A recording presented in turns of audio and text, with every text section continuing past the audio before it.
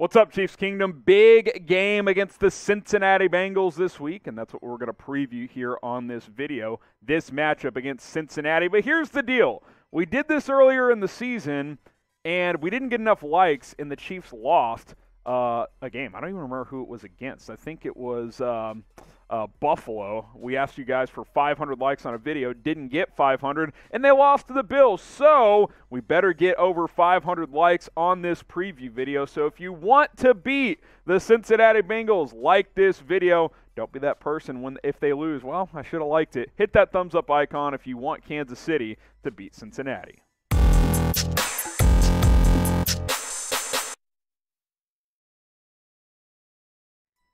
You're watching the Chiefs Report. I am your host, Harrison Graham. Chiefs versus Bengals Week 17 preview, as only a couple of games left before the NFL playoffs get here. I am fired up for that, but I'm fired up for this matchup as well, as you got two of the better offenses and two of the better teams in the AFC set to square off. Kansas City sitting at 11-4, having won 8 straight games, top 5 in scoring offense, scoring defense. Cincinnati sitting there at 9-6, 2 straight wins. Top 10 in scoring offense, the 12th ranked scoring defense. So they are certainly not a slouch, as the Bengals are much improved on both sides of the ball. It'll be 2022 when this game kicks off. January 2nd, 1 o'clock Eastern, 12 o'clock Central Time. Chiefs opening as about 5-point favorites, 4.5, 5. That's kind of where I've seen this line early on in the process. But on the road with 2 games left, at Cincinnati, at Denver, this one feels like the last big test before the playoffs. The Broncos don't really scare me, but as you guys know, this is a big one for the Chiefs to continue to keep their momentum, which has been very strong. They've won 5 in a row, 8 in a row if you go back to games even before this, but their last 5 games, wins over Dallas, Denver, Vegas, the LA Chargers, and then just a bludgeoning against the Pittsburgh Steelers this past Sunday. Bengals 3-2 over their last 5. They lost 2 in a row in weeks 13 and 14, but they've come back with 2 straight wins, grinded one out against Denver, and then just hammered Baltimore, who obviously has had a flurry of COVID issues. Lamar Jackson's been injured. Tyler Huntley's now out with COVID, and then they had to have Josh Johnson start, but still, Joe Burrow and that offense went absolutely ham in that game, so Cincinnati playing some good football. Predict the score of this one, Chiefs, Bengals. This will be the pinned comment on today's video, so give it a quick thought. I'll get my score prediction later on in the video, so stay tuned for that. But who's going to win? What's the final score going to be? Chiefs taking on the Bengals on Sunday. All right, you look at the playoff picture and why this game is so critical, really for both of these teams. If Cincinnati wins, gets to 10-6, that locks them into a playoff spot. And really, I can't remember if they clinch the North with a win, but they pretty much do if they win this game. Obviously, for Kansas City, they control their own destiny. Chiefs control their own destiny to get that number 1 overall seed. But if they were to lose this game or against Denver next week, that opens the door for the Titans to win the number 1 overall seed. And technically, Buffalo and Cincinnati are still alive for that top seed as well if they were to win out, because Buffalo would have the head-to-head, and obviously if you lose the Bengals, they would have the head-to-head as well. So, simply put, Chiefs need to win out. Win your final 2 games, leave no doubt. Now, if the Chiefs win this week and the Titans lose, then you can sit your guys in Week 18. You don't have to play your guys against Denver in Week 18, but I'm going to just assume Tennessee wins this game, this week. So you need to approach this game, hey, we got to win this game, got to beat Denver in Week 18. That'll be 10 straight wins to make the playoffs, and then you'll get that bye week before the divisional round here in a few weeks. So Kansas City needs to win out, starting with this matchup against the Cincinnati Bengals. Now, if you want to go bet on this matchup against the Bengals, there's only one place to do it. That is with our sportsbook partner, BetUS. Go to chatsports.com/ChiefsBet. Use our promo code Chiefs125. Put down $100. You'll get $125 for free. Now, again, this line's been kind of shifting between 4.5 and 5 points. I like that for Kansas City because I think they're going to get a lot of guys back from COVID. I know the Bengals have been playing well, but less than 5 points potentially for a team that's won 8 in a row. By the way, Chiefs have covered the spread 6 weeks in a row. Now, that has to end eventually, but don't necessarily think it'll be this week. The over-under of this game, 49 points. This could be a shootout. I kind of like the over. Chatsports.com/ChiefsBet. Promo code Chiefs125. That is the place to go bet on this game. Okay, so that's the betting aspect of it. Let's talk injuries, COVID stuff. Clyde Edwards-Helaire, we don't know the severity as we film this on Monday, but we do know he suffered a collarbone injury against the Steelers on Sunday. Andy Reid says no real update. Initial x-ray came back negative. He was due for an MRI, so we'll see there. Jarrett McKinnon, Andy Reid mentioned, who's been on IR with a hamstring injury but is eligible to return this week, could return. So keep an eye on that. That would obviously help the depth if you don't have CEH. Travis Kelce, Lucas Niang, Kyle Long among those on the COVID list, along with Nick Bolton, Rashad Fenton, Armani Watts, Harrison Butker, Tommy Townsend. Sounds like all those guys are progressing well and should be on track to return. Obviously, Kelce would be a big boost. Nick Bolton, Rashad Fenton as well. Then really kicker and punter, too. Elliott Fry is not Harrison Butker. And Tommy's brother, Johnny, seems like a good guy. But let's get Tommy out there booting him away because he was bombing them before he got hit with COVID. So that's kind of where things sit right now. But Andy Reid sounded optimistic on Monday about the Chiefs getting some of these guys back from the COVID list. For Cincinnati, injury COVID situation, Logan Wilson, he's been dealing with the shoulder injury. On Monday, Cincinnati Bengals head coach Zach Taylor said it's doubtful that he's going to return this week. He's had a great year, so if he's out there, that would make a difference, but doesn't sound like he's going to be. Khalid Kareem, concussion. We'll see if he clears protocols this week. Did not play last week. Brandon Allen tested positive for COVID on Monday.